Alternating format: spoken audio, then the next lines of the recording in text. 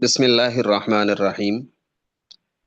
ہمارے ہاں جو یہ مشہور ہے کہ کسی بھی باب کو اگر باب افعال کی طرف لے جائیں تو وہ متعدی بن جاتا ہے، ایسا نہیں ہے۔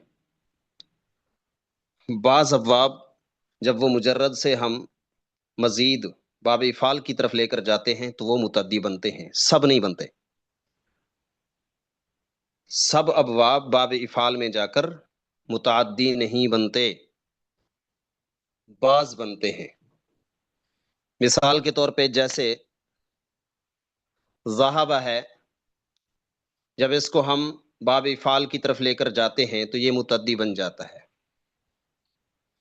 یا اسی طرح جاء ہے، جاء فعل، اس کو جب باب افعال کی طرف لے جاتے ہیں تو یہ متعدی بن جاتا ہے۔ جاء زید، زید آیا۔ اجاء زید خالدا، زید خالد کو لے گیا یا لے آیا۔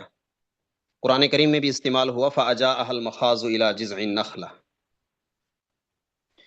کہ مریم کو مخاض لے گیا جذع نخلہ کی طرف۔ تو یہ جو ہمارے ہاں مشہور ہے کہ باب افعال میں فعل متعدی ہو جاتا ہے تو ہر فعل نہیں ہوتا۔ اب یہاں پر جو افلح ہے، افلح فعل، یہ یہاں پر لازم ہے، یہ متعدی نہیں ہے۔ قد افلح المؤمنون، ایمان والے کامیاب ہو گئے، ان کو کامیاب کیا نہیں، کامیاب ہو گئے، ہونے کا معنی ہے۔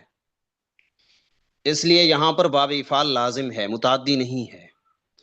بعض ابواب میں باب افعال یا تفعیل وہ متعدی کر دیتے ہیں، بعض مادوں میں، ہر جگہ پہ نہیں۔ اور جہاں پر مجرد کے اندر متعدی ہو پہلے سے، تو جب باب افعال میں لے جاتے ہیں تو وہاں پر پھر متعدی بدو مفعول ہو جاتا ہے، ایک مفعول کی بجائے دو مفعول آ جاتے ہیں۔ مجرد میں اگر ایک مفعول آ رہا ہوتا ہے تو باب افعال میں لے جانے سے پھر دو مفعول آ جاتے ہیں، یعنی وہاں پر متعدی ہونے میں اضافہ ہو جاتا ہے۔